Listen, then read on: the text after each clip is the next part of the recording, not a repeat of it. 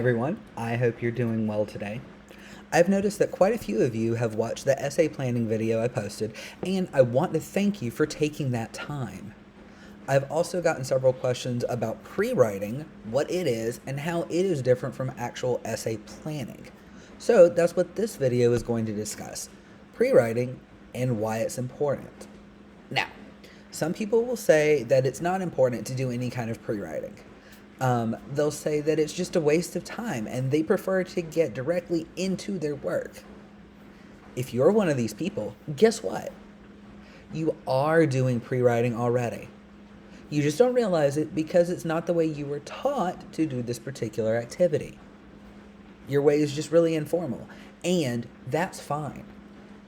I'll return to this point in a moment, but first let's talk about what pre-writing is. We need a working definition of it so that we are all on the same page. Pre-writing is simply any activity that you do before you full-on draft an essay or some other document. And it is part of the planning process, so pre-writing can look many different ways. This is not a one-size-fits-all type of situation. As I go through these various methods and show some examples, you will probably see at least one that looks like it could work for you. Or perhaps it's one that you are already using. Either way, the aim of this video is to help get you unstuck in your writing and hopefully help you avoid writer's block in the future. So, let's get started. Writing books typically have a whole section on pre-writing. This might be called writing processes. Before you start, planning your essay, or even simply pre-writing.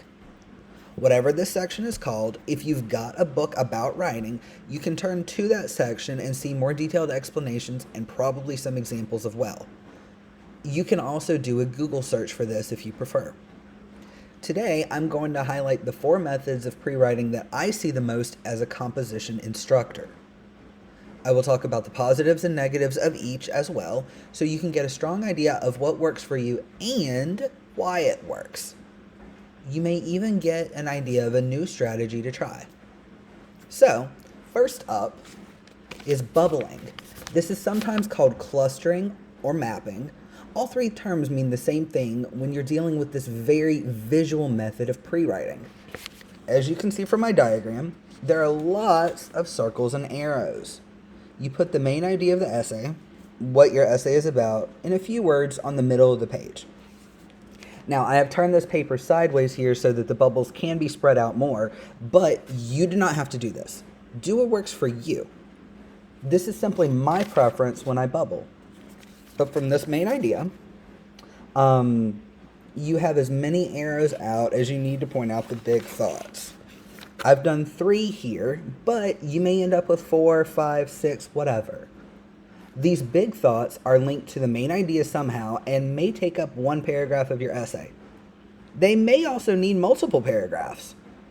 And that's fine. Each idea does not need equal space in your essay. Then, from each of these bigger thoughts, right, have an arrow to a bubble that makes some kind of smaller point. Maybe it's a citation, an example, or some other explanation about that larger point. Do this for every thought you had related to your essay topic. Again, take the space that you need. These are just ideas, and it may turn out that some of them don't make their way into the final draft. That's fine. The point here is to get your ideas out and see how they link to each other, where points need to be made, and where ideas don't have any support. Visual learners tend to love this method as they can clearly see all the connections. The arrows help them. However, other people may be put off by the chaos they feel is on this page, with the arrows and bubbles everywhere. So, if this doesn't work for you, don't do it. I'm not going to force anyone into bubbling. The second method that I see a lot is the traditional outline. It's what many of us were taught in school, so you've probably seen this before.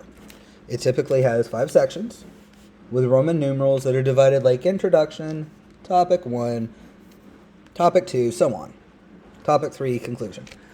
People who enjoy writing outlines tend to use this method because once everything is planned out, it's really easy to see what goes where.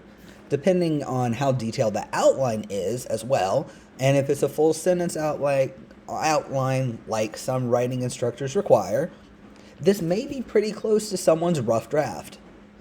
It can be exciting to get an outline down and then realize how close to complete a draft could be. It's really encouraging. However, some people, like myself, hate writing outlines. I feel stifled by them, and I get stressed out trying to write a document that looks like this.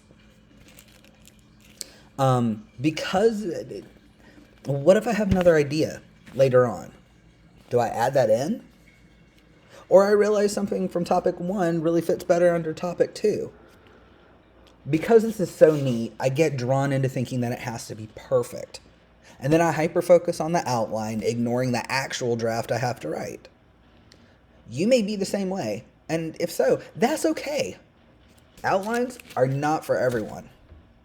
That is why I do not require outlines to be turned in as an assignment in my composition courses. If it works for you, please keep using it. I'm not telling you to stop outlining. The third method I see often is the free writing method. This is the one that I mentioned earlier that people who claim they don't pre-write are actually using. The first draft they write, the one that is messy and everywhere, that's free writing. Some people call this word vomit, by the way. So if you hear that term, please try to not get too grossed out. This is the method I tend to use. I like getting my current thoughts all out at one time and then going back to see what works and what doesn't. So if this sounds like you, here's how to do it. Set a timer for 10 to 15 minutes. No longer than that. You don't need to get burned out during this first part. But during that 10 to 15 minutes, just write. Don't worry about sentence structure or grammar, punctuation, spelling, or even if something makes sense. Nobody else needs to see this first document but you. So let the ideas flow however they come out of your fingers. You'll see here that I wrote mine out by hand on paper, and some people do that. I did it here to better show you what free writing might look like, but I do typically write on my computer. Typing is faster for me, and it's easier to read what I wrote that way. Either way, you do what works for you. After the timer goes off, and this is key, walk away for a few minutes. Give yourself a break. You've earned it. Then come back and start a new document. That might be a separate sheet of paper if you're using paper. It might just be opening a new document in Google Docs or Word, whatever your word processing app of choice is. So start that new document. This way, as you go through your free writing work, you can copy and paste ideas or sentences into that new document in an order that makes sense. Maybe you had a good thought, but it belongs earlier in your work.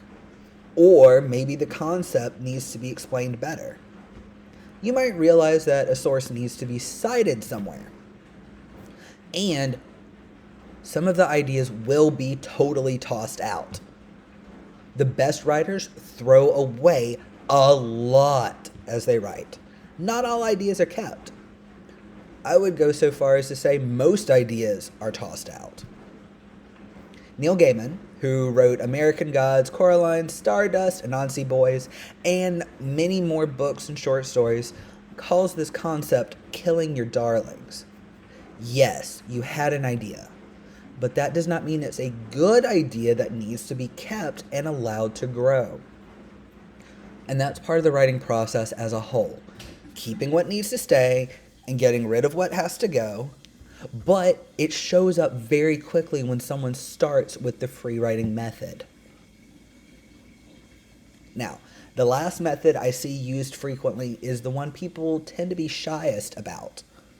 Not everyone wants to be known as the person talking to themselves or disrupting the class by talking to someone else in the room. But that's exactly what some people need to do. To get started, there is a group of people who need to bounce ideas off of someone else. But if they can't find another person to talk with, they will talk to themselves. As this style of writer works through their ideas, they'll scribble down notes in some kind of shorthand that makes sense to them at that moment. Hopefully, and this is a drawback, it also makes sense later. Then they go through and process all these notes into a more coherent first draft of a document. The talking method works best when there is another person around, especially if that other person also wants to use this method for their own writing. The back and forth of conversation can really bring ideas into focus and get questions in the air that the original author hadn't even considered. The drawback here is that you absolutely, positively need something to document your ideas with, whether you're writing them down or doing a voice recording. Do not even try to keep all the thoughts in your head. I've made that mistake before, thinking I'll remember whatever the thing was, but by the time I was one room over, poof, the thought was gone. So, to avoid this problem yourself, write things down. Please, don't trust your memory. If you would prefer to record the entire conversation, that also works for some people. If you do this, make sure you have the other person's consent before you start recording. Google Voice is one free app that will even make a transcript of the conversation so that you can read through everything later. That way, if you don't want to hear yourself speaking, you don't have to. You can just read what y'all said. The Voice Notes app that's on many smartphones will also do this very well, especially the more that you have trained the voice-to-text side of it. Like I said earlier, there are many more ways that someone can do pre-writing.